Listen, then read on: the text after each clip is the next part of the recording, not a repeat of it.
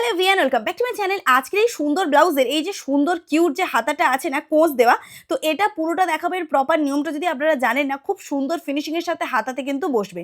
তো এখানে দেখতে পাচ্ছেন আমি অনেক কটা কোঁচ দিয়েছি। আমার কাপড় বেশি ছিল না, তাই আমি এখানে টোটাল 12টার মতন কোঁচ পড়েছে।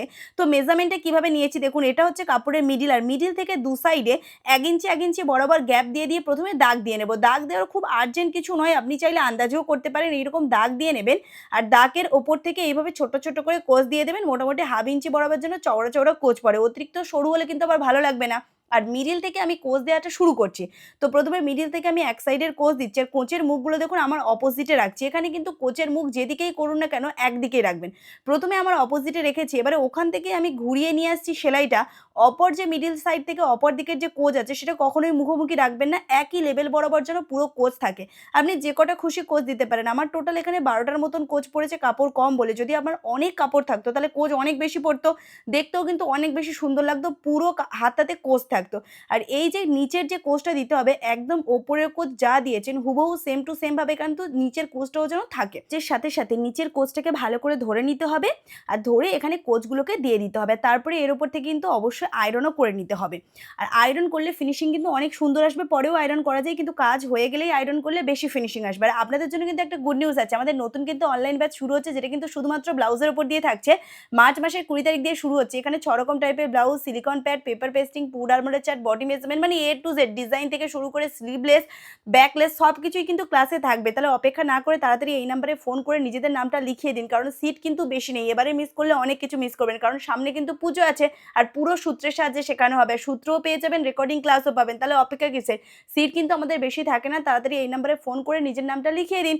তো এখানে দেখুন আমি আগে থেকেই ডাইসটা কেটে রেখেছি। আপনারা এখানে ডাইস কেটে রাখতে পারেন হাতার, আর না হলে এটা মাঝখান থেকে ভাঁজ করে হাতার নরমালি যেরকম ড্রয়িং করেন সেই ড্রয়িং অনুযায়ী আপনি কেটে নিতে পারেন।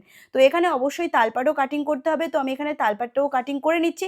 ব্যাস এইটুকুই শুধু আপনারা করবেন। এই হাতার ফিনিশিং অনেক বেশি সুন্দর আসবে, দেখতে খুবই কিউট লাগে। আর নিচে আমি একটা পাড় বসাবো, তো এখানে পাড়টাকে প্রথমে মাঝখান থেকে আমি কেটে দুটো হাতার জন্য আলাদা আলাদা করবো, আর তারপরে মিডিল থেকে আবারও কেটে পাড়টাকে একটু সরু করে নিয়েছি, কারণ আমার অনেকটা চওড়া ছিল, আমার পছন্দ নয়।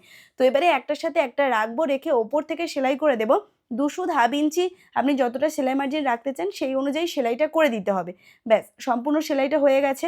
এবারে এর ওপর দিয়ে আরও একটা চাপ সেলাই দিয়ে দেবো, যাতে এটা চেপে বসে যায়।